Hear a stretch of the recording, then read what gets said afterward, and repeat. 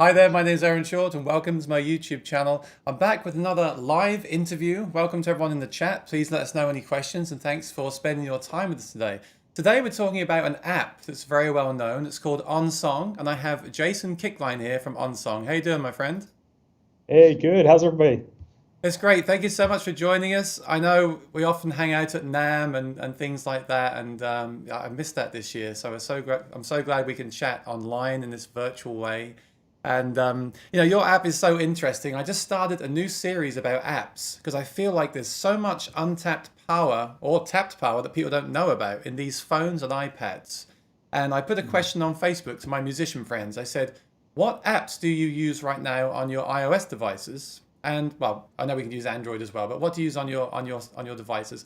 They said OnSong, OnSong, OnSong, OnSong, OnSong, OnSong, and then a few others, and then OnSong. So your app is the kind of flagship for me. Everyone is using it, even if they're using it like I mainly use it for lyrics, to be honest. But even then, I find it incredibly valuable. I've made videos about it in the past, and I know you guys go live and talk about it a lot as well. There's other things it does that a lot of people don't even know about. It's got a lot of advanced control, which we can talk about as well. Um, Right. but a lot of people are using that app, and I want to bring more exposure to the other apps as well, and how we can tie them together. But I'm interested in your story because you've been doing this for a long time.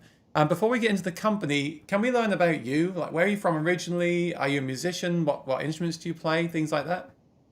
Sure, sure. Yeah, I'm originally from, I know we have people probably all over the world, but the United States, particularly the Lehigh Valley, which is located in Pennsylvania. So it's about 50 miles north of Philadelphia, if you know where that is, if you've seen the Eagles Super Bowl win a couple of years back. So right around that area. And currently I'm living a little bit away from there in central Pennsylvania, so just a few miles from Hershey. So if you are a fan of chocolate, we have Hershey's Chocolate World just a few minutes away, and also the Gettysburg Battlefield. So that's kind of the other thing that we're famous for around here in the Amish. Are you near But the the Amish Are you near love the song. Martin? Sorry, are you near the Martin Guitar Factory? Yeah, so where I grew up was just a few miles from Martin Guitar. In fact, we had some folks from I think it was the Martin Guitar Enthusiast group, and they had like back in the day they had a bulletin board, and they had before the web really took off, and they had I think like 200 or 300 Martin Guitar Enthusiasts that just one day decided, let's all descend on Nazareth, Pennsylvania, Mm. and bring your guitars, and we're all going to stay in the same hotel.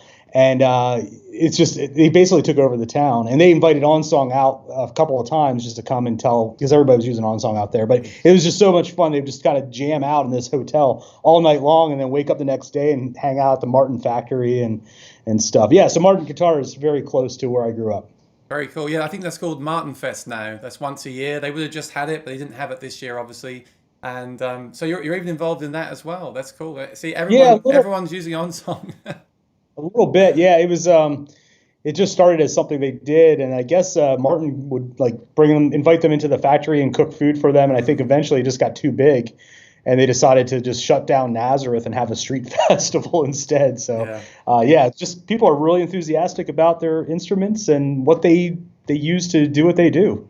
yeah. Be careful. They might start an OnSong Fest and descend on you. Yeah, So what come about on out. what about? I mean, it's like musically, do you play an instrument? What's your history with actually playing? Yeah. Well, the history's kind of funny. I think a lot of people probably know that a lot of us that work here are into church and worship and stuff like that. And I went to a church camp back in the day, and I just kind of had like one of those little spiritual awakening things. And one of the people, this is like seventh grade. I don't know what like a seventh grader could possibly do that's so wrong, but I was just like, oh my word, I got to change my life. But they were like, God's going to give you a gift. And that year I went into high school, or actually it was junior high. It was all in the same building. And I was in chorus because, everybody has to take chorus and learn how to sing. And I sat down at the piano and I just started playing the song that we were practicing. And my piano teacher was like, what are you doing there? And I'm like, I don't know. I just hear it and I'm playing. And so I realized then that I had the ability to kind of play by ear and play piano. So I kind of started with piano, and then since then I just kind of any time there's like a need, like if let's say a drummer, you need a drummer, I'd like sat down and figured out how to play drums and how to play bass and stuff. So nothing like real, like I didn't go to Juilliard or anything like that. And to be honest, like all the music that I use has always been chord charts, or just playing something. It's never been, music notation or score. I mean, I understand it, but that's not the style that I kind of go with. So right now I play, my primary instrument's probably piano and bass, drums. I have a hammered dulcimer, which I love to play sometimes. That's great around Christmas. Different kinds of hand percussion. I just like weird stuff. Way back when, like all my friends played guitar, so I kind of like just said, I'm not going to play guitar. I'll play anything else but guitar, just because. I don't know. I just had lots of guitarists. I just wanted to play with them, and so anyway, yeah. So I'll play anything once, I guess. That makes sense. I was hoping you were going to say you're a musician. That makes sense. But what about the technology side? Did you learn how to program growing up? Have you got an interest? You must have an interest in computers, obviously. Yeah, so growing up, my parents got you probably could look this up. It's probably like in a museum somewhere.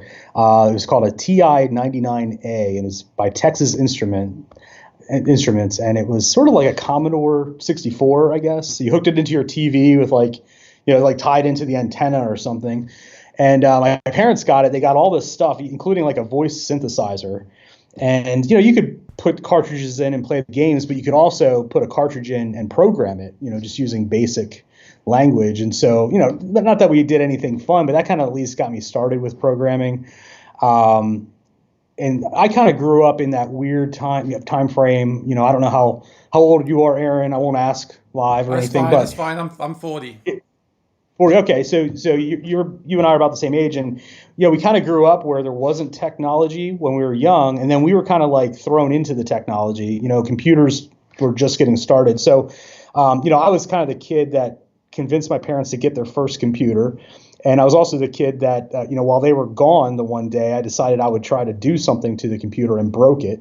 So I had to figure out how to fix it, and nobody knew how to fix computers. And so I kind of started with technology, just building computers like from scratch. And I got a job at a place that sold wood, like fireplaces and stuff. And they found out I knew how to use a computer, so I became like the graphic designer in the house. So I made like catalogs and advertisements and stuff like that. So when I went to college, I thought about taking computer science, but I realized it changes so fast. Like if I learn stuff now, by the time I graduate, I'll probably need to learn something else anyway. So I went into marketing. I actually went in undecided. I didn't know what I wanted to do. I think I wanted to do engineering for a while. So just technology. I've been in that space for a long time. But marketing has been a great way to a great major that I took, and it's a discipline I use even today, because I think part of what makes technology powerful is when you can kind of evaluate what the marketplace needs, what people need, where are the pain points, and then use technology to come up with something relevant that helps people. And so that's what I love doing. I love solving problems like that. So yeah, I love tech. But I think my real passion is just like helping people and solving their issues, probably using tech.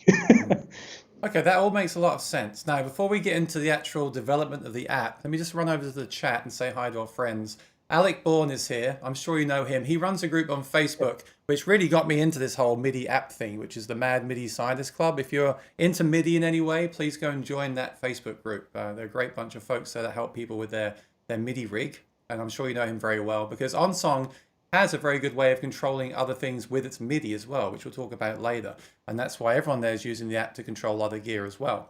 Patsy Smith's here from the UK. Alec Bourne says hi. Brad's here. How you doing, Brad? Good to see you, my friend. Hardik and OnSong is here. They say we know that guy. I hope so. Beamon says, Aaron, our Woodside. Are you in Woodside, Beamon? Let me know. Tom Guy says, checking in from Brooklyn, another local person. Quick question. Any timetable on OnSong for Android? Yeah, so I'll probably get to that in a little bit, but we're doing a lot of changes in house right now. We're trying to basically get the app so that it's more accessible to more people, and then also do some things that'll help us get some hires so that we can do things like Android. Yeah. So yeah, we should talk about Android later. Yeah. We talk about it later because I'm an iOS, I'm an Apple guy, right? But I realized that Android has caught up with the audio stuff, and more people now are using Android than they were. The market share has obviously changed. Let's talk. Let's have a discussion about that later on.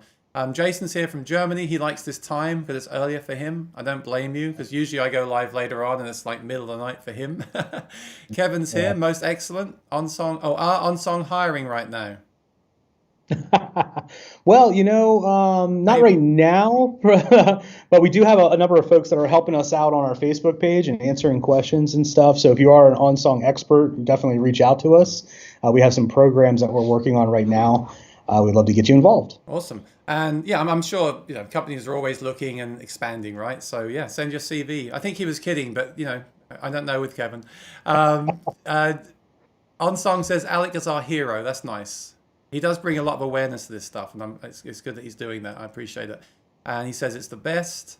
And Beamon's in Woodside. Hello, cool. And Mark S is here. Awesome. Right, let's talk about iOS. I had the first iPhone, the first iPad. I remember when they came out in the I was in the UK, and they came out in the UK a few months later. So the world knew about the iPhone, and everyone was just. I remember that time. It was so exciting and like, what is this space age device? And I remember having one, and people, you'd be at a gig at a bar, and someone would say, "What's that? Can I see that?" That was such a crazy time of innovation, and this thing was an amazing product. Do you remember that first phone? And tell us about when you got that first device and how you got the idea for the app. I mean, I know the first year there was no app store, and then Apple added Right. the app store. So what happened around that time? Did you see an opportunity? And what's the story there? Yeah, I definitely saw an opportunity because when I graduated in '99, I actually graduated and immediately my business partner and I started a company that were doing just web pages at that time. And that was brand new. But as that kind of developed, we started making web applications, e-commerce and managing information on the web. But what I realized really quickly, I think it was like right around when the Palm Pilot came out, was that this is the opportunity where you can have this information in the palm of your hand. And I actually had purchased a Palm 7. It had a little antenna that flipped up, and I started making some apps just playing around with that. So I drove all the time. I drove about an hour and a half to work each day, actually an hour and a half to and then from. So 3 hours of my day were spent in the car. So for me, like mobile technology was vital. I couldn't be on my computer, obviously, while driving. Maybe I could. That'd probably be dangerous. But so I guess like when the iPhone came out, it just was just a whole like blew my mind a little bit. Like what could we do with this? Obviously, we could make some web applications, but the first one was pretty limited. And my wife actually bought the first one. She was really into Mac at the time. Mac stuff. So we spent, I think it was like $600 or $700 for that thing. And I remember she brought it into where I worked, which was a web development firm. We did tech, we did all this stuff, and we kind of like passed it around, and we're just amazed by what it did at that time. So I kind of got on the bandwagon with the next version, the one that was kind of plasticky, the 3G version. Yeah. And that's when they started to allow you to develop apps. So I immediately jumped into that and started learning how to develop apps for that. And around that same time, just a bunch of different things happened where I was working. I was a partner in this business. Decided that I needed to kind of like step down from that partnership just for like being able to do other things. I didn't know what at the time. I just felt like I had to do it. But then I also started developing mobile applications inside of this firm. So I got lots of practice making apps for other companies. And one day we were sitting around a circle, worship team practice, and my leader, she said, we got to get organized. We got to get binders, and we got to get paper and plastic sleeves. I mean, everybody's familiar with that. And I kind of blurted out, this is 2010, right? This is like right after Steve Jobs announced the iPad. So I was already hyped up about that. But before it was available to be purchased or, anything. And I just kind of blurted out like, well, we got to make an app for that, because I knew me. I'm not an organized person. I'm going to lose the paper. It's not going to be in the right key, all this stuff. And she looked at me and she said, "You can't do that." And for an entrepreneur, that's like fuel in the fire. And I was like, "I'll show you," that type of thing. So I just kind of got really convicted that, if I could build that for my church, or what could it do for every other church in the world? not even really thinking at the time that it would be used by thousands and thousands of musicians and music therapists and things like that around the world. So, I went home that night and started laying down the code for it. And then in 3 weeks, the first iPad was going to be available for, to buy. So that was my goal. Like, I had to put this app together in 3 weeks, and I did it for the most part, amazingly. And I remember, like, I had to open up the iPad, the box from the UPS guy, plug it into the computer, because I was developing this without the actual hardware, plugged it in, debugged a bunch of things were breaking, and I got it up to the App Store in 4 weeks. So a week after the iPad was available, OnSong was on the App Store, and it was absolutely terrible. I mean, it was the worst app probably. At the time, it was probably revolutionary, but like, you can say looking that, back, you can say that now, right? Because it's hindsight. Yeah, it was slow, it was buggy, it didn't do anything, So, but we had lots of musicians that would just contact us and say, "Man, this is amazing, but if it could do these 50 things, So we just made a list, and I kept at it. But my day job was kind of getting in the way, and my wife worked nights, I worked days, so I had some free time. But very quickly, within a year, things started to change. My wife lost her job. We had a child. So my free time kind of went like this, and I had to make a decision. Am I going to stick with my day job, or are we going to do a thing with this? And my wife didn't have a job at the time. We just bought a new house. We just had a child. We brought a girl over from South Africa, and we're sending her to private school. And that was when we decided, let's quit our day jobs and start a company. So, but it's amazing. Like, it's been blessed, and here we are today. We have 6 full-time employees. So, the funny thing is, a really long way around that question. Probably. No, it's fine. I like when people go into detail. The funny thing now with gear and apps and all these things is we're in a time now where the product is released and then improved. So sadly, that kind of happens with hardware now. So in the old days, in the 80s, you'd buy a synthesizer, it was good to go. Hopefully it was tested. I mean, there may have been bugs, but they would have done a lot of work on that to get it out. If there's bugs, you have to recall the whole unit. Now a product will ship, and as we know, firmware is then released. So sometimes you're kind of like taking a gamble. You buy the brand new product that comes out, you've got to hope they update the firmware. They usually do, but you've got to hope that happens. With an app, I guess it's the same thing. You release the app, and then with feedback from customers and people, you then improve on the app. So it's great because you've had 10 years to take that feedback, and I guess that's why your app has so many hidden features and functionality. You've been able to put all that into the app and really grow it over 10 years. It must be hard to make an app now from day one, and you've got all that work to do. So, and you're very active with your customers, and you do a lot of live streams, and you invite feedback, and you can grow in that way. I think that's a good thing. It's bad that we buy stuff and we rely on updates, physical stuff, but it's great that companies can talk to customers now and take direct ideas and feedback and put them into updates. And with an iOS app, you just push it right out, right? You add the update, you test it, you push it out, and it's very organic. I think that's an exciting thing. But I remember that first iPad, I didn't get it. I didn't understand it. For me, it was just a big iPhone. And it's only been the most recent kind of iPad Pro where I felt like, this now is like a laptop, and you could even now add a mouse and a keyboard. And I think now the iPad is, they're seriously incredible machines now. Like with the iPad Pros, even the affordable iPads now are great. So I guess the iPhone app didn't come straight away because the phones used to be quite small, right? So now we have big. I've got the Max phone with a big screen. I love the fact I always have my lyrics with me at all times. So you made the iPad app in 2010, and when did you make the iPhone app? Yeah, so originally, the way the development used to work is you could only make either iPad or iPhone, and then you'd have to download a different app and stuff. So I think about very soon after that, they allowed, Apple made the ability to make a universal app, and that kind of really that's what we've pushed towards. I'm not even sure if we had I think we had an iPhone version, but it was just so much nicer to be able to code it once and have it run on either device. But of course, like you said, Aaron, back in the day, you had a 3.5-inch screen. We basically primarily developed for iPad, and even today, about more than 95% of our users are on iPads, just I think because of that screen size. I use OnSong on my Macs. I just kind of put it on my my piano, and I can read enough to see what I need to do. But then again, I'm very close to it because of playing piano and things like that. But yeah, I think like what we discovered early on is, we can't do everything for everyone all at once. So we took that feedback. We kind of try to prioritize the feedback, listen to our customers, and then come out with an update that does what we said we would do. And I think that's really built the community of OnSong and the users around that, because they say like, wow, you see that we're listening, and then we turn around and we add those features. Of course, as we go, the app gets bigger and bigger and bigger. So right now we're at a juncture where we are re-architecting a lot of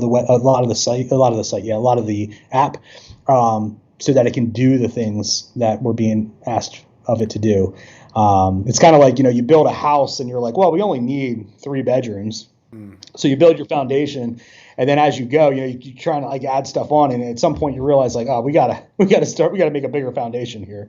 So that's kind of where we're at right now. So if you haven't heard from us for a while, we're busy on a new version of OnSong that's quite a bit different, but still very familiar if you're used to OnSong. I think the community thing is important. Like, I'm looking at other apps that are amazing, like music related apps and other apps that are amazing. They don't really have a community around them. You can't really get in touch with the person. It's like one person and it's a side job and there's no community. It's really nice when you have that community and you can talk to other users and the whole thing just grows and has this sort of reassurance around it. It's a nice thing that you've got there. And other companies are doing that too. Like, you've got the Line 6 group, have 30,000 users, and they're all talking, and then they talk about OnSong, and then they talk about that, and everything just grows together. But that ties nicely into my next question. We're going to go a little bit techie here, so bear with me, everyone. I just want to know, like, iOS as a platform has developed so much since day one to where we are now. And indeed, we're about to get iOS 14, right? So Right. the look, the interface, and stuff that I don't understand, like the coding and the Swift technologies, whatever it is, have changed so much. How has that affected the app? I mean, you're saying now you're going to remake, it's kind of remake it because you want to change things. I totally understand that. That's going to happen. But how has the actual tools that Apple have given you over the years changed the way that you work? And has it been a good thing, or has it presented challenges? Yeah, I think the first thing to be said is Apple does a really good job at providing developer APIs that we can use. Even from the original iPad 1, it had MIDI built into it. Now, it might not have been a real easy way to do MIDI, from a developer standpoint. I think what they gave us was like really low level code, and now it's just getting easier to use. But at the same time, OnSong came out in 2010, and so we've done things the way you're supposed to do it back then, to find out that Apple changed their mind. So it is a little bit of an interesting love-hate relationship. It's like, oh, hey, thanks for coming out with that great new tool that I spent 3 months building, because it didn't exist before. Yeah. Or different iOS releases, especially early on, would kind of throw a monkey wrench at us, and we'd have to adapt to it very quickly. Specifically, like iOS 7 was when the way everything looked and the way the user interface responded completely changed, and we had to go back and kind of retool everything. Lately, though, especially since I think iOS 12, things have been fairly stable, and so Apple has been adding to obviously what their stuff can do, the user interface and everything. But luckily it hasn't really affected us too much, except that, we have to kind of make some changes to stay current. So that if you have iOS 14 and use OnSong, it seems to work the way you expect it to. So we're always, kind of fighting those two different things. Like, we want to change things to be better, or to change things to be more Apple-like or whatever. But then we also have to keep things the same, because that's what people are used to, So from an app standpoint, and this probably is for any app, especially in live music, if you update constantly, you can get to the gig and find out they moved all the buttons around. It might not even look like the same app, So we tell people, like, the best thing, especially if you're using an iPad in a performance, turn off your automatic updates and make sure you at least have some time to do those updates and test everything and make sure you're familiar. It's sort of like, you wouldn't just go out and buy a guitar and put it on stage without practicing a little bit with it, or a pedal, So those are some challenges, I think, with apps in the music realm. But we try to, again, keep everything working the same while kind of adding and improving things under the hood. My advice is, from using all these apps that I'm talking about lately, and if I do end up using them on stage, my advice is like when iOS 14 comes out, don't just put it on. Or have two iPads. You cannot put that on because it might break something. Even if you guys have tested the app and you're sure it's fine, you haven't tested it on every single device and every single situation. So that, but I know it's so hard to do. Like the minute iOS 14 is announced and drops, I'm gonna put it on. Like, yes, I get to play with it. And then after an hour, you're like, or 30 minutes, you're like, oh, okay, I've seen the new features, I've seen the widgets, okay, yeah, I'm done. But then some of your apps don't work as expected, right? So Right. it's best to resist that stuff, and it's the same with any gear, isn't it? They say if you buy a new guitar, a new amp, and a new pedal, only take the guitar. Don't take everything to the first gig because you don't know all those things. Same with an app. If you update it, spend time learning the new interface, test it with everything twice. Because we were talking about this before we went live. The thing about apps is they have to work on stage. And when you're on stage, it's different. When you sit in your bedroom, and like Alec will know, like you're sitting there experimenting and trying things, and that kind of works good, and that's cool. I could use that on stage. It's completely different when you're in front of a crowd and the clock is almost ticking in your head, and you're like, okay, I got to play the next song, and which app was I using for that one, and what did I set that to, and that's not working how it did last night. So that's why some people don't like apps. That's why some people just take an acoustic guitar and a folder of lyrics and just play the gig. Because the Right. apps can bring us convenience and they can also bring us bugs. And that must be that must be so challenging now with all the different iOS devices. And then especially if you go onto Android and things like that, there's so many things to test and bugs. You just cannot have a bug, can you? The minute that someone's using your app at a wedding and it crashes, and they tell people Mhm. that online, then your rankings have just dropped, right? So you have to be stable. So that must be very stressful, to be honest with you, to Yeah, do that. that's it's funny. I mean, what we do, a very small part of that is the development. Part of it is a lot of it is testing and QA. So we are constantly testing that, and right now, OnSong is available and runs. If you downloaded OnSong from the App Store today, it'll run on iOS 9 all the way through iOS 14 beta and work. And that's because my wife Jamie, I just kicked her out of this conference room, but she was here. You should see it. Like, she has like 20 devices surrounding her, and she's like click, click, click, click, click, click, click, click, click, click, taking a look at everything, and then of course, just trying to keep in touch with everybody. And it is a very robust app. I think maybe you've kind of alluded to that. So we have to keep out all of our materials and training and support and all that stuff. So, developing the app is easy. Doing it and releasing it to everybody so that everybody knows what it does and it works flawlessly, that's a whole other thing. And, we've sometimes we put out builds that are not flawless, and we try to work very quickly on resolving those issues. So yeah, but that's always a challenge, for sure. How do you feel like the night before iOS 14 is going to release? Do you have a sleepless night? Oh yeah. Well, what we do, we have a beta team, so we have about 200 people that we do release the app to. We're testing right now. We're just testing the current version. Everything seems fine.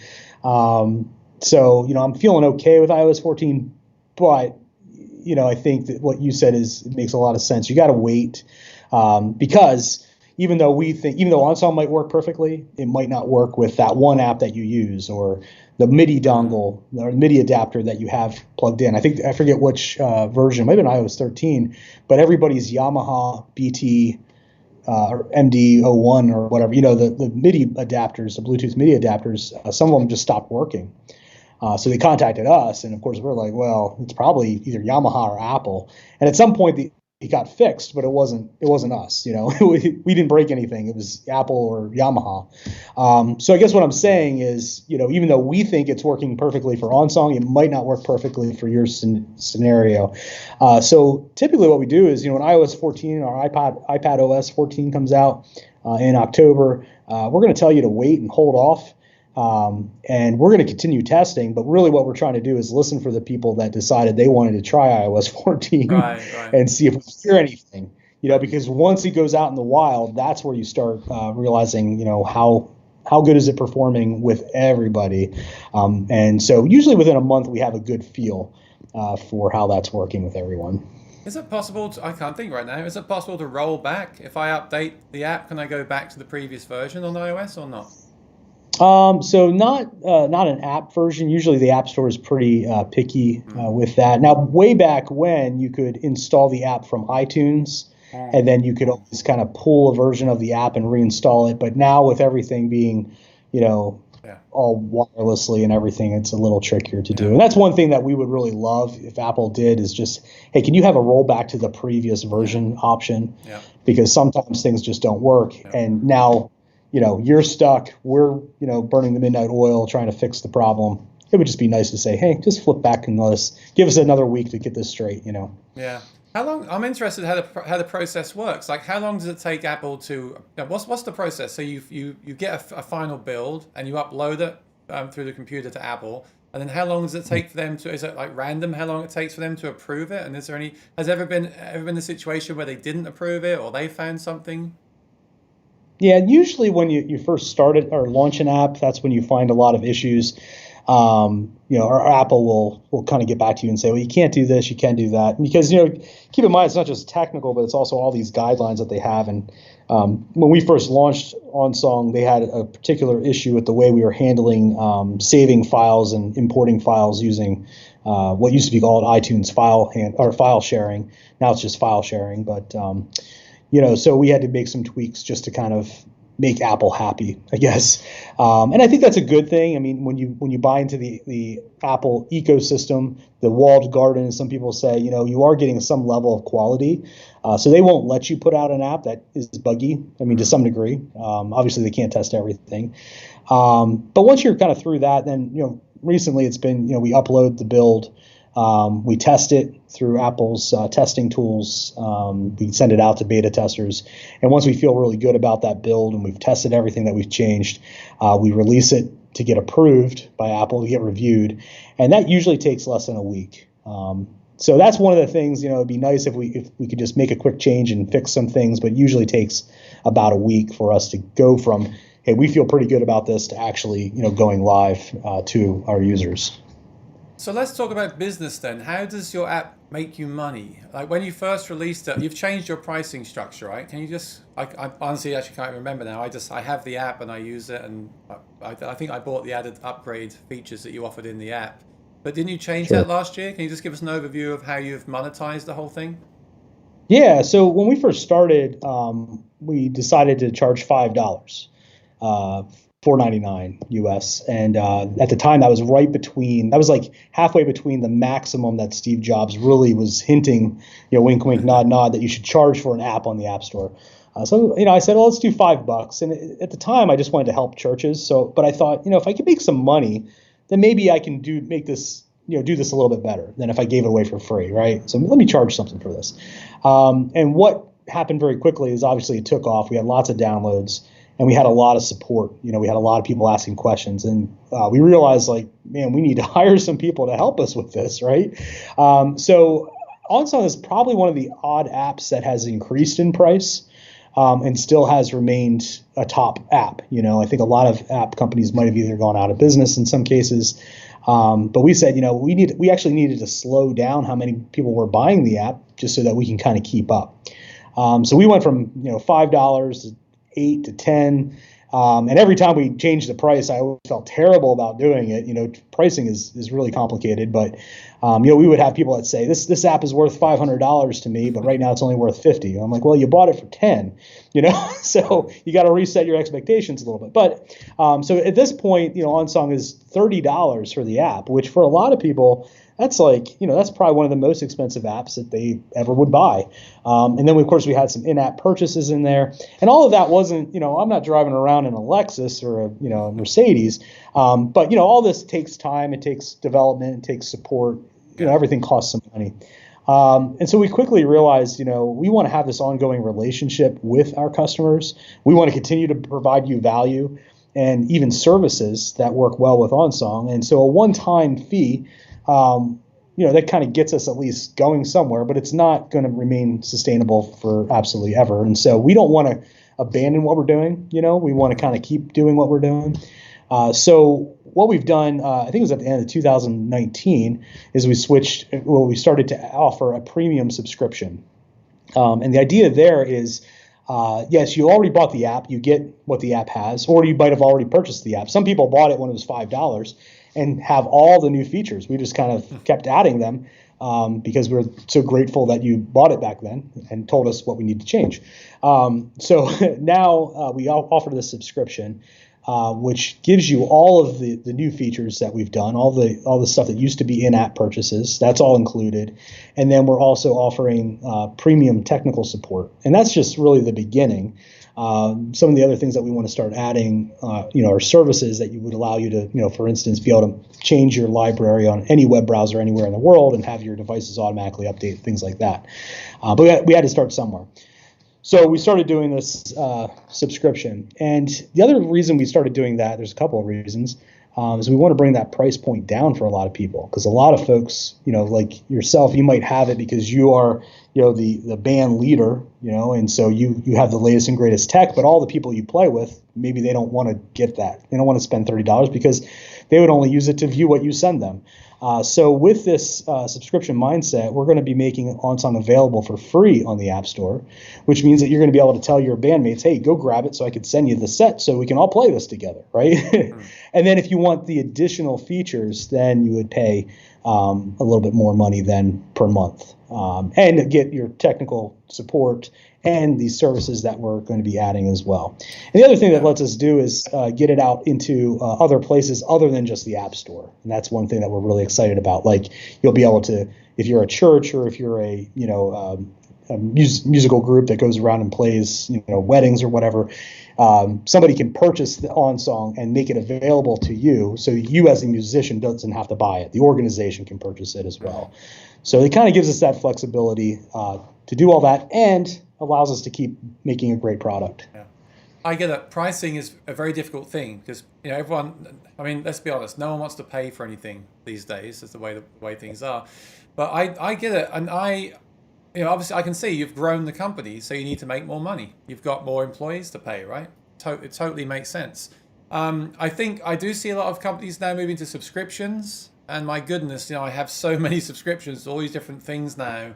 And I try to keep track of them. That's actually good in the iPhone because it lets you see what you're subscribed to. And some apps are a bit naughty and they try to make you kind of. I think I've seen people subscribe and they didn't mean to subscribe and things like that. But no, I get it. It must be difficult to do. I was saying the other day something like a Kemper is let's say it's $2,000 for a guitar pedal. If they made an app and charged $500, I think that's a good deal. I would buy it because I think if I've got a pedal to run it, that's actually saved me money. But I know a lot of people would say, no, I'm not spending $500 on an app. And I think that's what you're up against with the whole pricing thing. I kind of like the one-off payments if I'm going to be using it a lot. Then again, what if you spend a load of money on an app and then don't use it as much as you thought you were going to? It must be difficult to decide that pricing thing. But obviously a lot of things now, in-app purchases and subscriptions. This wasn't on the list, and you haven't got to answer it, but what are your thoughts on the Fortnite and Apple thing? Oh, yeah. Well, I think as a developer, we all kind of have to play by Apple's rules. For us, I think that the App Store has been such a great opportunity. And you take a look at how many businesses have been created just because of the App Store. Apple's take on it is, hey, we just won 30%. That sounds like a lot of money, but you take a look at a retail scenario. Retail organizations will want 50 to 40% discount, or I'm sorry, they want to take that, just to put your product on the shelf.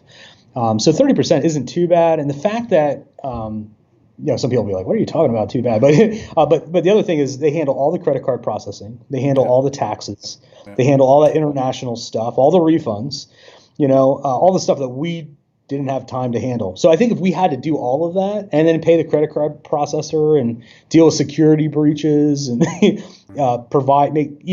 even market the product, like how do you do all that? Yeah. So For us, it's been good. And, one of the things that they've changed recently, and they make some changes every now and then, but with subscriptions, they're going to charge 30% for the first year. And then after that, it's 15%. So, it's a little bit more advantageous. What I've noticed going to WWDC for a couple of years is Apple has been kind of, when you go there, you have to read between the lines, right? You listen to what they're saying, but really what they're saying is, we want you to go this route. We want you to do this. And they will reward that, but they want you to move to subscriptions. I think there's going to come a time pretty soon where you'll be able to sign up for a package deal, similar to what they're doing with their arcade product in gaming, where you pay one subscription and you have access to multiple things. So we'll have to keep an eye on how that works moving forward. But, I think for Apple, developers are vital to them. They make that very clear. If they didn't have developers, they would not be where they're at today. So they're trying to think of ways to make it easier for the end user, and then also help the developer as well. Legally, I think, personally, I think Epic knew what they were doing. They were trying to make a scene, and they did. And really, all they have to do is take the thing off.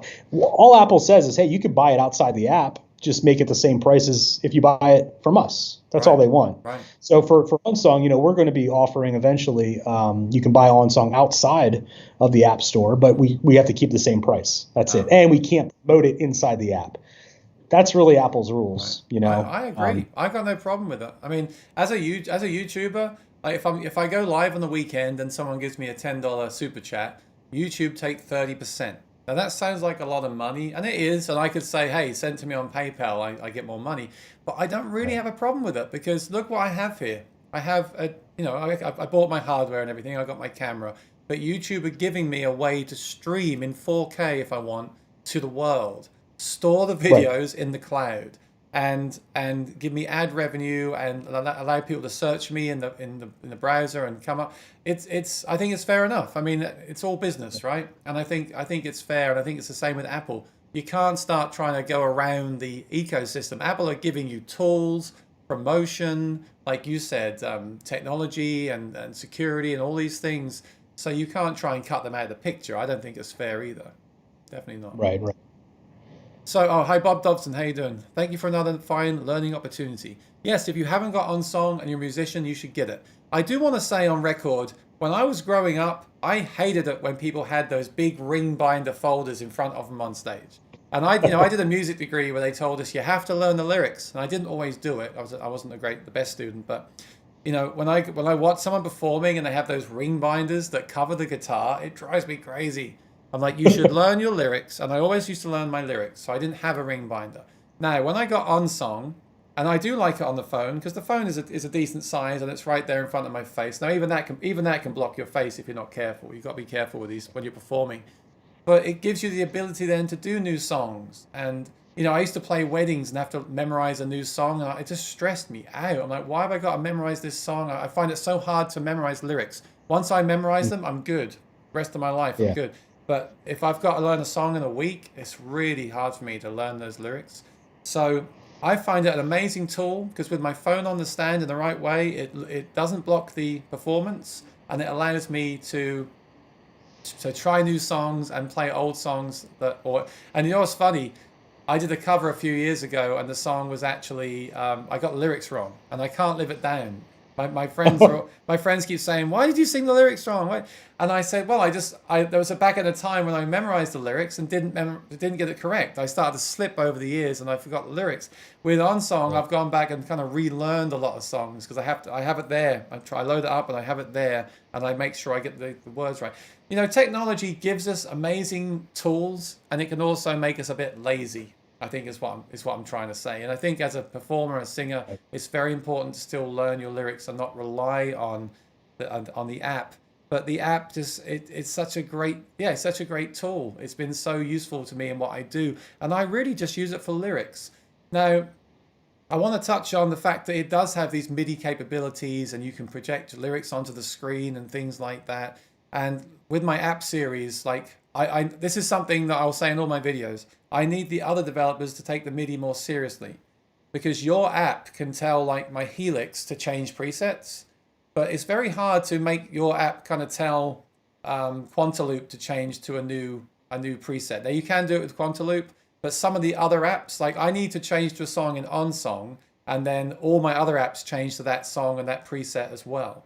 So you've given us that ability. You've baked that in with the MSB and LSB stuff. But I want the other app developers to do the same. I want the apps to be more friendly with the way that they communicate with each other, because I think that's what's missing right now, and I think that's important. I can't be on stage like load up a beat on the drum app, tap in the tempo, and because OnSong can send the tempo, but some apps they have to have all that stuff baked in as well. So I think that's the only thing that's missing. I think once the MIDI thing becomes more accessible to developers and people and users like me, because I think a lot of people are scared of the word MIDI. I think I think if there was a new way to resolve that and make things talk better together, I think you've got the future of gear, because rather than buy a drum machine and it doesn't have something you don't like, or you buy a multi-effects pedal, you don't like the looper in it, you can build your own thing. OnSong can tell the looper to load up this setting and tell the drummer to load up this setting, and you've got this amazing like device with all different parts to it that you can customize yourself. I really think it's the future, but I think the other developers need to find ways to make things talk together. So do you find most of your users do use OnSong just to read lyrics, or what are some of the ways that people are using the app that you hadn't thought about, or ways that I've missed out here? Yeah, so we kind of joke around. We call it the 80-20 rule, which, if you go to business school, they probably tell you about that. But I think it's probably more like the 90-10 rule, where about 90% of our users use about 10% of the functionality in OnSong. So, primarily OnSong, gives you your lyrics and your chords and puts them on an iPad and keeps it organized. I mean, that's usually the killer feature. People see that, they put a foot pedal with that. Now they don't have to turn pages. It's not paper, so you can play in the dark. If you go and play outside, you don't have to worry about the wind blowing your papers away. You can play in the rain if you have a decent cover. So, it solves a lot of problems, just that little thing that we did there. And what I think is really encouraging, though, to me is when we go to NAMM and we meet some of our users. I had one gentleman come up to me in Anaheim, winter NAMM, and he was like almost in tears. And he gave me this story. He said, years ago, I got up on stage. I guess he might have had been in a car accident or something. And he got up on stage and he realized that he couldn't remember any lyrics, and he messed up. And everybody, I guess it just wasn't a good experience. It scarred him. He couldn't play music. And this is before the iPad came out. And, I think it was like 5 years later, he got an iPad, put OnSong on it. And, the week before, and that Saturday, he went out and played for the first time ever, and I think it was like 5 or 8 years. He just gave up on music. I can't do this anymore. So we hear a lot of stories of people that have, either a brain injury, or especially older musicians who can't see too well. They can't remember the lyrics. And it's changed their lives. They can get out there and play and do what they love. And so that's what we love to hear. I think the one place that kind of surprised us, because I guess we weren't really familiar with it, but how it's being used in the medical field with music therapists. Wow. We didn't even know about that. That was a thing. But we have folks going into nursing homes and playing music for Alzheimer's patients. And so when they can go and talk to that patient and figure out that was the song of their youth, that was their favorite song, and be able to go and download that and pull it up instantly, and then in the right key that the patient can sing it, use lyrics projection and put it on the TV in the middle of the hospital room. And now with, COVID and everything, you can't carry paper. So having it on an iPad that's easily sanitized, it just makes a huge difference in those patients' lives. And of course you have, kids that are people that have dexterity issues and they're learning guitar with it. So that's just something that just blesses my heart, just to find that we've been able to truly impact and change people's lives just through this simple product, But of course, we have those folks like Alec and some others that say, we want to push this thing as far as it's going to go, And I love doing that stuff. It's my favorite thing to do, is come up with all these cool tools and see what you guys come up with. But just the combination of a foot pedal or a flick switch that you can attach to your guitar, and then push it once, or not even push it, just go to the next song and have all your pedal boards and effects processors and everything change. I mean, That's revolutionary too. And I think like the big technology that it was announced, I think 2 years ago at NAMM. I was super excited about it. I'm still kind of waiting for Apple to catch up and some other things to kind of normalize. But the MIDI consortium is coming out with MIDI 2.0. Yeah. And that's going to revolutionize MIDI. But I think the big feature that's really great is something called MIDI CI, or Capability Inquiry. And what that would theoretically allow us to do is that if you connect, let's say, your Nord Stage 3 or your Kemper pedal or your Line 6 Helix via MIDI, as long as these devices support it, maybe it's a firmware update, OnSong could read that information and know, oh, it's a Helix Line 6 connected, and here are all the presets. So imagine you're in OnSong, and instead of having to type in, program change 8, MSB, all the geeky stuff that makes everybody glaze over and want to like die, if you could just say like, no, make the Helix drink do that. Coffee. Yeah. Late nights. Well, we have a video on YouTube, and it's for like configuring the Beat Buddy using like Bluetooth MIDI. Now we put way too much in this video. I get it. It was like a 16-minute video, but we had one person comment like, they commented, I just want to drink bleach now, because we just threw so much information at them, and so MIDI has the ability to make people crazy. So that's what I was just saying, right? The way the missing link for me is stuff talking to each other without sitting there and guessing numbers and reading numbers. If MIDI 2 allows companies to just say, this is our app in MIDI form, this is our commands in MIDI form, and it just sends it, that is what's missing. If we get that, it will change the whole game for me. Yeah, and the other thing with MIDI 2.0, and MIDI CI is not just for MIDI 2.0, so older devices could implement it.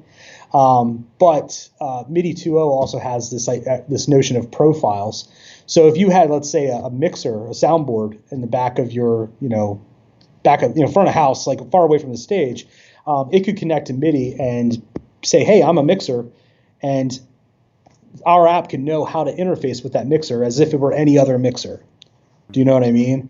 So it kind of takes away all the, I guess MIDI is sort of like a way to do things, but it was never really a standard way to do things, except for general MIDI. With this new MIDI 2.0, I think we're going to see a little bit more of that really standardization, plug and play. I'm excited. I tell you, if I could load up the song in OnSong, and it very easily loads the beat in the Lumbeat app, and loads the looper in the Looper app, and loads the preset in the Line 6 Helix, without having to type those numbers in. That's where the late nights come in. But there's one app where Alex said I can do it. I was sitting there guessing numbers in OnSong, and I found it. But then I found it worked. But then when I loaded the other app, which was working before, it didn't work. It's that no one's gonna spend their time on that stuff. Well, apart from Alec. Sorry, Alec. But you know what I mean. Most, that's what's holding it back. Most users, they don't even want to do any of that programming. They want it to just work, because things just work now on phones and things, don't they? I get it. There was one situation last year where I wish you can probably do it. I played this new wedding gig, and I had to give the band the songs. And I said to my friend that got me the gig, okay, how does it work? Do I make a set list? He said, no. You take an app on your phone, and which is just a typing app, and you type the name of the song, so Brown Eyed Girl, and you just hold it around to the band like this between songs. I said, this is crazy. Why can't I just have a set list? He said, they don't work like that. And I'm thinking to myself then, why can't I have OnSong choose the song on OnSong, and then it kind of cues it to their phone to say the next song is Brown Eyed Girl, and then it loads up the song from my phone so it has the same chord. Because we did one song where they changed the chords and I wasn't ready for it, and I totally messed it up. So again, that's where technology can help with those last minute gigs where you haven't got time for a band rehearsal, you can't do a band rehearsal, and everything is automated. Just tell me quickly, you can do that now though, right? I can technically do that now, like send the song to the other members? So there's two different ways to do it in OnSong, and the reason why is when we first built this, it was based on Apple's technology, and Apple keeps fiddling with it. So and it has some limitations. But essentially, originally it was over Bluetooth. Now it's over just point-to-point Wi-Fi. But you could either use something called Beam, which basically would send your set list to the team. But that's really if you already have your set list, you just want to share it. But we also have the ability to stream. and that's done either using OnSong Connect or OnQ. And the idea there is that you could pull any song out of your library at any time and have it sent out to anybody who's connected in that session, so to speak. So OnQ, it's available in the share menu inside of OnSong, but it only will work with 5 or 6 devices at a time. But the nice thing with that is you could be in the middle of the jungle somewhere, just have Wi-Fi turned on your iPad, doesn't need to be connected to the internet, doesn't need to be connected to a router or an access point, and it will send that information out to your team. The other thing is called OnSong Connect, and that requires that you all be connected to the same computer network via Wi-Fi or plug in an Ethernet jack and things like that. But that we've tested and works with around 24 different devices, and then we ran out of devices to test with. So the idea is, again, you can pull up any song in your library or a set list and have it control other iPads, or tweak it so that they at least get the song and they can control it. Yeah. See, stuff like that for me is such a useful tool, but again, you need the other band members to kind of be a little bit clued up to that. And the more plug and play it is, the more accessible it is, the better it is. Because I don't want to be, getting people logged into a certain network and teaching them how it works and all these. So yeah, I guess that's the theme today, isn't it? This ease of use thing is what is really important for both the apps and everything else. All right, so let's just take some questions. If you've got a question, please type it, because I may have missed it. And I'll make sure I get your questions. I'm going to start from the end, because I don't know where I left off. So Alec Bourne said, this is where OnSong saves my brain today. Number one usage from MIDI and OnSong is that it acts like a secretary for you. It just holds everything. Yep. He's excited about those MIDI things too. I think that's going to I think where I'm saying the apps are kind of pushing the boundaries now, and the next big thing, the MIDI 2.0 and the thing you were talking about, is what's going to push it over the edge. And it'll be interesting to see where it goes. It really will. Okay, so Brad says, which lyric website does Jason use? That's the thing, right? I often wonder this. With your app, I sit and type the lyrics in myself, which is good because I can check them, make sure they're correct and all this. Is there a reason why you don't offer like songs that are ready to go? Like, why can't I just buy a song for 50 cents and have it come onto my phone? It's all been curated and accurate. And what lyric app do you use to find your lyrics to put into the app? Yeah, no, that's a good question. I mean, right now, if I'm playing a song, I'll go just into Safari and look it up. There's so many resources that are out there, and then use the Add to OnSong extension. So if you're in Safari, you could tap on the share icon, and then you have to turn on the extension typically. But if you turn that on and just tap the button, you could do that all day long, and then go back into OnSong, and OnSong will say, hey, do you want to import those files? And it does a pretty good job. It depends on how that website is built. But, I'll tell you a little secret. I don't know how many people are signed in here, so we can make sure we might need to have them sign NDAs. No, just kidding. But OnSong is working on a chord chart repository for mainstream music. But this shouldn't be a secret, but the big holdup is legal. Right, it's like making sure that we're doing this correctly and making sure we're making sure that the singers and songwriters, the publishers, are getting their fair share. So that's what our heart is doing it the right way. Yeah. But it is a little slow with the publishers. We do have one on board right now. We're working on the second major, and we have some folks that are curating those charts and trying to come up with your favorites.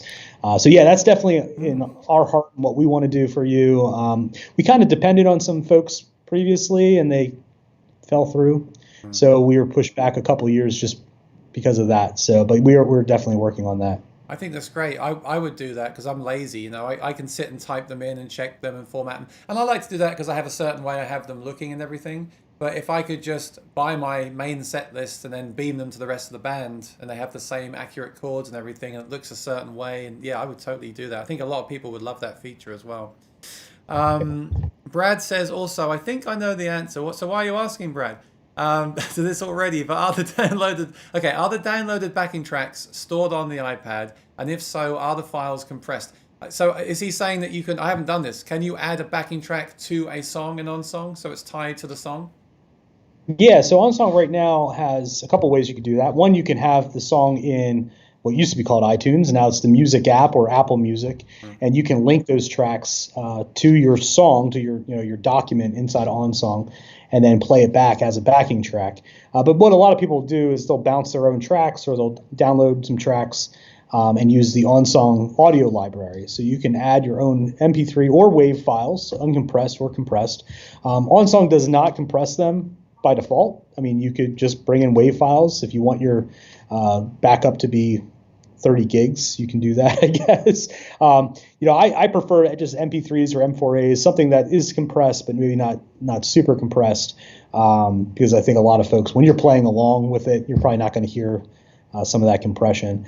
But OnSong does not automatically do that. No, it does have the ability that you can open up that track and take a look at it, and then you can compress it into a more smaller file if you wanted to save some space. That's cool. Actually, I didn't know that. So you can store a backing track for a song in the OnSong app, and when you go to the song, you hit play, and it just plays the backing track. Correct. That's really Yep. you. That's great. That's so great for like karaoke and stuff like that. Yeah, and then beam it onto the screen. They got my brain working because I've been using Quantaloop. I like stem players. I like to be able to press a button on like a Morning Star and trigger off a drum loop and then a bass loop. So that would be cool to have something like that. That's why I'm trying to use some well, you can link on Quantaloop to OnSong and run it like that. But just to run a backing track, that's a great idea. So it doesn't compress the file. It keeps the file full quality. Correct. Okay, yeah, that's great. He says he uses it with a Bluetooth speaker. Yeah, or run a cable from the Apple connection kit into an auxiliary on your pedal or something. That's really great. When I do my Something OnSong video, I'll put that in there. something to keep in mind, if you are using Bluetooth, that signal is getting compressed when it's being sent out to Yeah. Bluetooth. And some Bluetooth receivers are better than others, Yeah. but you always run that risk that wireless interference can drop the quality. Yeah, I try and use cables when I can, and even like I just got those new MIDI controllers, the wireless ones they just released. Alex talking about them.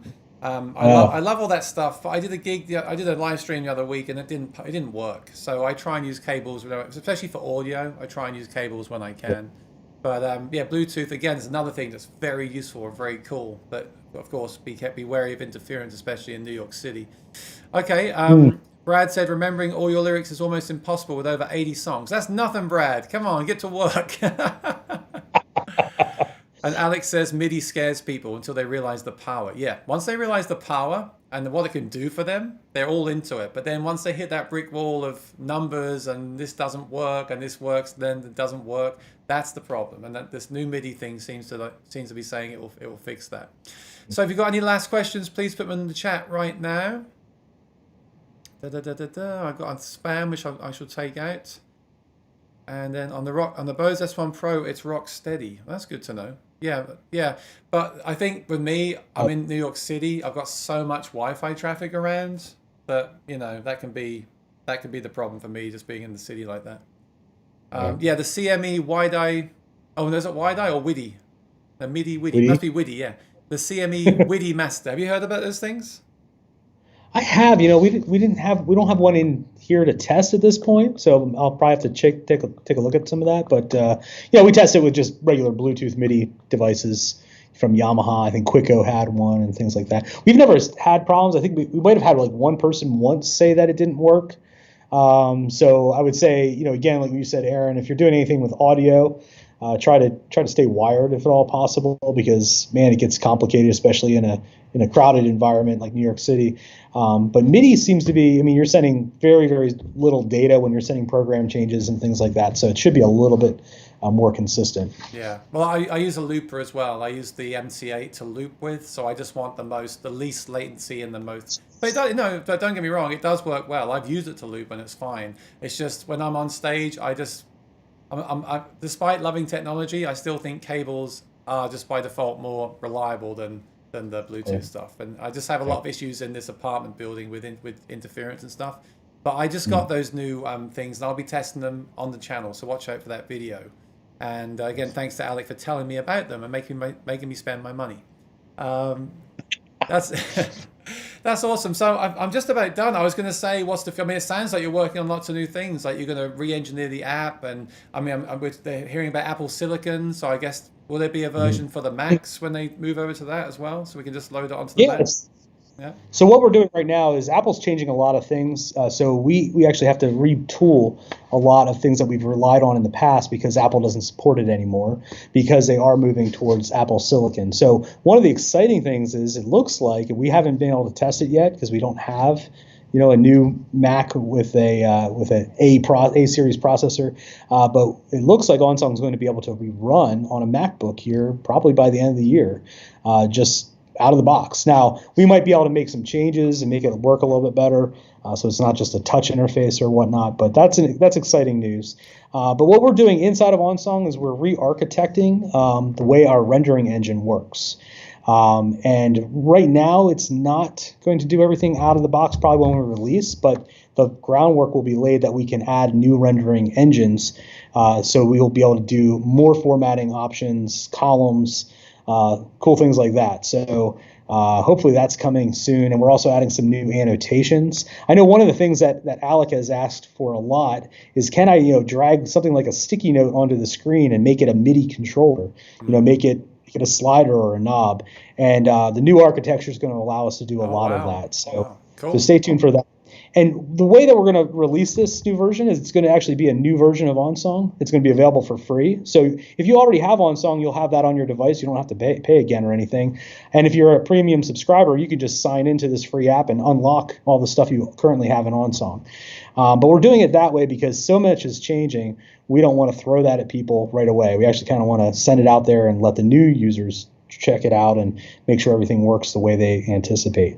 And you mentioned things like stems and multi-tracks, and that's stuff that we've researched and we're playing around with. And so the next step is to re-architect our audio engine, which would allow you to do things like shift pitch and tempo and play multi-tracks. So that would make I would love super that. powerful. I would love that. I found that app called Prime. It's amazing for worship. It's amazing, but it doesn't have the rock pop stuff in it that I use. But I Right. was doing things like with Voice Live 3, like buying a karaoke track, ripping out say a drum loop, putting it into the Voice Live 3, but the Voice Live 3 has issues with the way sometimes it plays the files. I was thinking, man, if I could just load the song in OnSong and it's just all baked into the one app, and I can link a MIDI pedal to it, and then maybe my MIDI pedal can change songs and trigger the stems. Please do Right. that. Please do that for me. I'd really appreciate it. Yes, no, we're definitely working on it, and Yeah, great. we have it working in another app, but now we just got to kind of put it together at this Yeah, yeah, point. So, that's great. but the nice thing is that, the track or the multi-track would just be a zip file that has MP3s in it or WAV files. So they're real easy to make, and then you just would drop it in. That's exciting. If you release a major update or a new app, I'll invite you back on the channel to go through it with me, or maybe Dakota can, we'll go through it and discuss the new features and try it out together. That'd be really great. Did Apple? I just one more question for you. Did Apple send you the development kit of the? I know you're under NDA, but like, have you actually got the Apple Silicon thing working? Yeah. I mean, how easy is that going to be? Like really easy? Just Yeah, a I straight port? begged them a little bit to send us, they had a Mac Mini that had Yeah. the Apple Silicon in it. But I think, because we didn't have an active app that was available on the Mac or something, Uh, they didn't send us anything. But that's okay. We're probably going to buy it here when it comes out and just try it right, as soon as we can. yeah. Yeah. But we're excited about that. And then we're excited to, maybe even make some tweaks to the app that support that platform even better. Well, look, I'm really excited. I mean, the app is so useful to me. It's funny because I do honestly, I hate to say it, but I mostly use it just for lyrics. And even just for that, it's invaluable. I just love the way it works and the way it looks and everything. But now you've got me interested in trying the backing tracks and things. And I'm really excited for where you're going to take this with the new MIDI. And if you could, I mean, the more stuff you add for people like me, the kind of one man band thing, then the better. I love it. I love the possibilities. And for me, it's just about simplifying it. Like I think that's the theme of today. There's so much cool stuff out there. We just need it to be simplified to take away the techie stuff, and we can just use it to make our music. I think that's where I hope it's all going to go in the future. So I want to say thank you, Jason. Thanks for joining me. It's been really interesting. I've learned a load of things myself, and I've enjoyed hanging out and seeing you again. Thanks to our friends that joined us in the chat. This will remain on my channel, so if you've got any friends that are interested in apps and things, please send them a link to the video. Please subscribe and ring my notification bell if you haven't already. And where can they find out about the app? Well, obviously they can get the app from the App Store. And I know you guys are very active. Are you still doing your web streams on your Facebook page? So we have a lot of content. If you go to onsongapp.com, we have tutorial videos. I think we have about 70 of those. We have a user manual there, which is good for putting you to sleep at night. But we also just redid our entire support channel. So if you go to onsongapp.com/support, we kind of have like a 12-step program to kind of guide you into the application, answer some of the basic questions, and then move on to things like MIDI. And then, of course, we do a live stream on our Facebook page. So just look up OnSong. And there's also an OnSong community. So that's a Facebook group. I think we have, a few thousand people on there. But you can just ask any question, and we have lots of folks that would be, love to help you out. And of course, you can always reach out to us and email us, and we can hopefully answer your questions. Yeah. Awesome. Well, thank you. Thank you, everyone, for watching and your comments and questions. Really appreciate it. Thank you to Kevin Busby, just did a fortnight and sent me a tip on PayPal. So thanks for doing that. And yeah, thanks for your time, Jason. Always great to chat with you. I can't wait to see where you take this next, and keep up the great work. Thank you so much. I'm going to end the stream. Just stick around. I'll say goodbye to you when I end the stream, Jason. Everyone, be well. Thanks for watching. Stay tuned. I've got the live stream on Sunday. I'm doing another live concert, and I've got lots of videos coming. So stay tuned to my channel and be well. I'll see you next time. Bye-bye.